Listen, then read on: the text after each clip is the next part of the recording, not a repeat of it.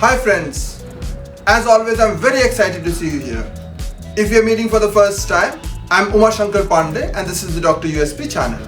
I host videos on media, communication, research and statistics on this channel. To stay updated with the latest on this channel, I urge you to consider subscribing to the channel. Science is inherently complex. Any attempt to simplify it runs the risk of misrepresenting facts. Let's see introducing science communication in this video.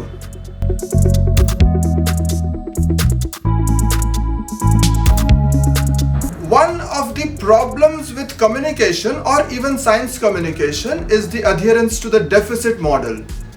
We often assume that there is a deficit in information and just providing information is enough. But we'll soon see that there can be individual differences and value systems and other important factors as well. Unlike school science, real science is inherently uncertain. Science is intrinsically complex. Trying to simplify it may lead to dumbing it down and even cause misrepresentation. It is important to be very clear about why you want to communicate. The public is very diverse and will not all respond to the same message.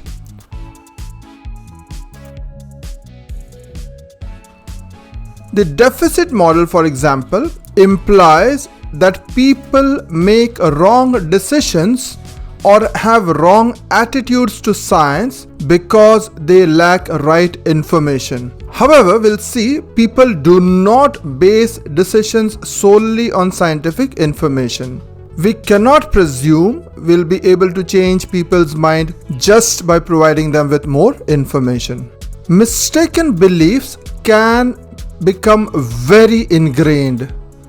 The same irrational but strongly held beliefs that cause superstitions, for example, can drive anti-science beliefs as well and make them difficult to change in people. Debunking pseudoscience can actually strengthen beliefs in it if it is not done well. When information is complex, people make decisions based on their values and beliefs. And often people seek confirmation of their existing attitudes and beliefs and will reject any information or facts that are counter to their attitudes or beliefs.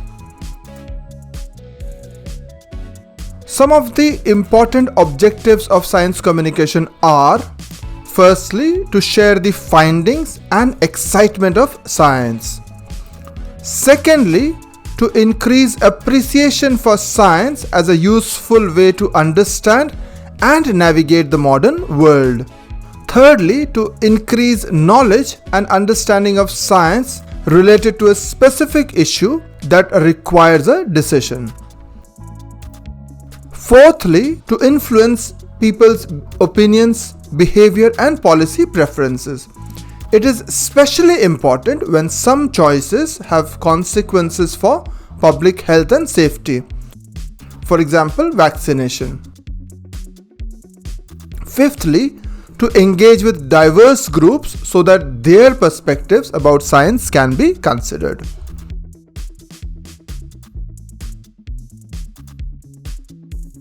One way of effective communication is clustering people into similar groups, which is known as segmenting. It's a powerful way to best reach different groups. We can segment people by demographics, attitudes, behaviors, values, or many other measures. We often might not understand how to best reach people who are in segments we are not in. Storytelling is very important. We need to tell stories about individuals. We care and can empathize about impacts of something on an individual more than we care about the impacts on thousands of people. Leave space for the audience to draw their own conclusions from the story. This is important if you are challenging someone's beliefs. Also, we respond to stories emotionally, and we remember stories better than we remember facts and data. True stories also have to feel true. If an audience feels that a story isn't right or doesn't align with their own beliefs, they might distrust it. Visual language leaves a very strong memory. There are many narrative structures you can apply to your communications. Find the ones that work best for you. Metaphors, for example, are a very effective way of getting across complex information, but they need to be accurate and tested for effect. Don't just explain the so what of it. Framing information in different ways can increase or decrease the way it is accepted based on how well it aligns with people's own values. Contentious issues, for example, have many different interest groups competing to have their own preferred frame as the dominant one.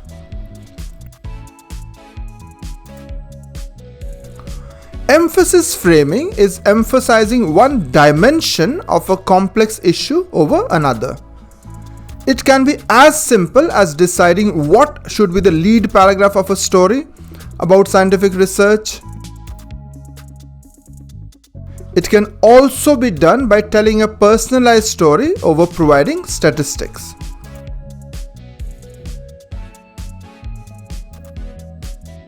Once a frame has influenced people's views, it can be very difficult to change those views. Hence, the dictum is frame early and frame often. Negative framing can backfire by activating in people's mind the exact idea they are trying to counter. Even if you are trying to counter, do not repeat the frame. We also need to understand how certain anti-science messages resonate with some people. People do not divide into simple for and against camps. There is usually a wide scale of strengths of beliefs. We need to understand how far among the scale of belief a person is. The other thing is the human tendency to take mental shortcuts. To respond to rapid and complex information, we need to quickly sort it into categories. And an easy way to do this is to sort it according to our existing belief systems or values. The more complex the issue, the more likely people will make decisions based on beliefs or values. The physical architecture of the brain ensures that emotion and instinct have the upper hand over reason and rationality. Before you know you are afraid, you are. Hence, messages that arouse the fear factor in us work faster. The role of the amygdala is important, as we know. At the heart of a lot of non-science beliefs is control. We live in an ever uncertain and more out of control world. But superstitious beliefs and pseudoscience can give people a sense of control and certainty through simple answers. This reduces our levels of stress at not having control. Science is predominantly based on uncertainty, while fringe beliefs are often based on providing more certainty.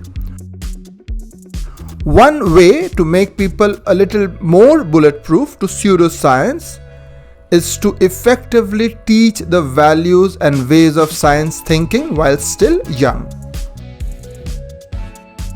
In summary, people have different beliefs and it defines who they are. Many beliefs are anti-science and scientific data does nothing to influence them. We rely on mental shortcuts to understand complex information. those mental shortcuts rely on our biases and intuitions and may result in incorrect assumptions. Thanks for staying along, friends. As always, it was a delight having you here. I'll be back with another video very soon. Till then, have a great time.